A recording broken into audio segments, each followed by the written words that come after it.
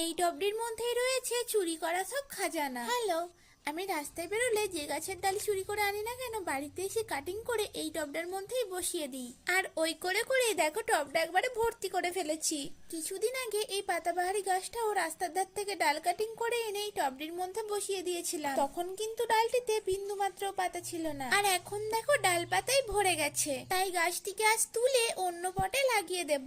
সেই দিন যে জঙ্গল থেকে বনো গাছটি এনে লাগিয়েছিলাম, দেখো গাছটি শুকিয়ে গেছে। তাই এই প্লাস্টিকের পটটিতে গাছটিকে লাগিয়ে দেব। তাই শুকনো গাছটিকে তুলে ফেলে দিচ্ছি। টবের মধ্যে যেই মাটি ছিল সেই মাটিতেই গাছটিকে লাগিয়ে দিচ্ছি। আর আমার জানো তো পাতাবাহারি গাছের কালেকশন রাখতে খুব ভালো লাগে। তাই আমি রাস্তায় বেরোলে যেখানেই পাতাবাহারি গাছ দেখতে পাই একটা করে ডাল এনে আমার বাগানে অ্যাড করে দিই। এই করে করেই আমার বাগানে এখন অনেক রকমের পাতাবাহারি গাছেরই কালেকশন হয়ে গেছে। তো গাছ লাগানো তো হয়ে গেছে, এবার দিয়ে দিচ্ছি জল। চলো তাহলে আজকের মতো আসি, দেখা হচ্ছে কাল।